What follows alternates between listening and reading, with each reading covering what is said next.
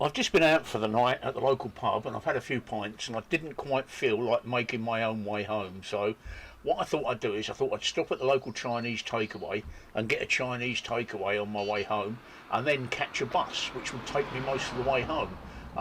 If I timed it right, because the buses are about 25 minutes apart. However, I got to the bus stop with the bus 6 minutes away, so I thought that's great. I'll be able to make it home before my Chinese takeaway gets cold. I looked up the road and I saw my bus at the traffic lights there, so I moved forward to the bus stop to wait for the bus to come where it picks the wheelchairs up because I'm in a wheelchair, and he drove straight past me. I couldn't believe it. He actually just drove straight past me. You fucker. As you can hear, I did use some choice language. I was just unbelievable. It wasn't a request stop. It wasn't a stop that I had to put my hand out or anything. The bus had to stop at that stop, but he didn't. He just drove straight past.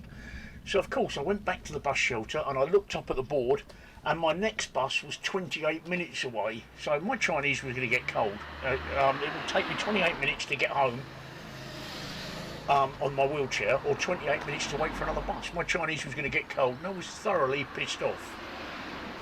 I couldn't believe that the driver had just gone past me like that, especially not being a wheelchair user, because they're all trained to look out for people like this. I was just amazed. I swore all sorts of revenge the next morning when I got up and I played back the footage from my camera. I was going to report him to the bus company. I was going to really, really lay into the bus company about that, because I thought it was disgusting.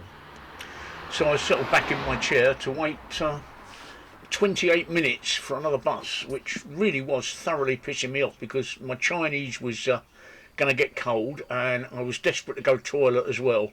And it would have taken me 28 minutes to get home, so it really wasn't very pleasant. And it was getting cold as well. The temperature had started to drop. It had been a nice warm summer's evening, a warm spring evening I should have said, and the temperature was really starting to drop.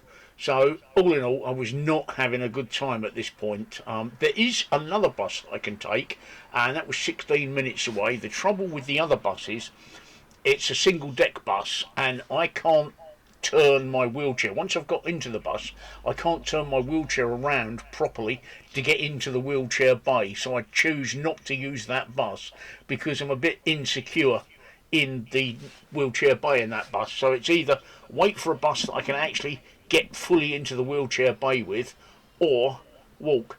And then, to my surprise, I looked up, and coming out of Park Road, I saw a double-decker bus. Double-decker buses do not come down Park Road. And I thought, what the hell's going on there? Why is there a double-decker bus in Park Road? And where's he going? And I just sat there wondering about it and looking up. And then when the lights changed, the most amazing thing happened. I noticed that the bus was actually a 160, which is the bus that I've been waiting for. And at this point, the only conclusion I could have come to is this was the bus that actually passed me by, and he must have realised, and what he'd done is gone round the block and come back. Otherwise, why would he have done that? How would he have known? If he must have realised that he'd missed me out the first time. The only other explanation I can think of is the guy in the bus that was at the bus stand must have got on the radio and said, look, you've just left a guy with a wheelchair at a bus stop, and got him to come back. But I was absolutely amazed, and I was still very pissed off. Normally I would be having a right go at the driver about that for leaving me at the bus stop like that, but I'd had a few pints. I didn't trust myself to be rational, but I was quite annoyed still, but at least I managed to get home on a bus where I could get into the wheelchair space quite happily. But it wasn't a very nice experience last night at all. I just thought I'd share that with you anyway.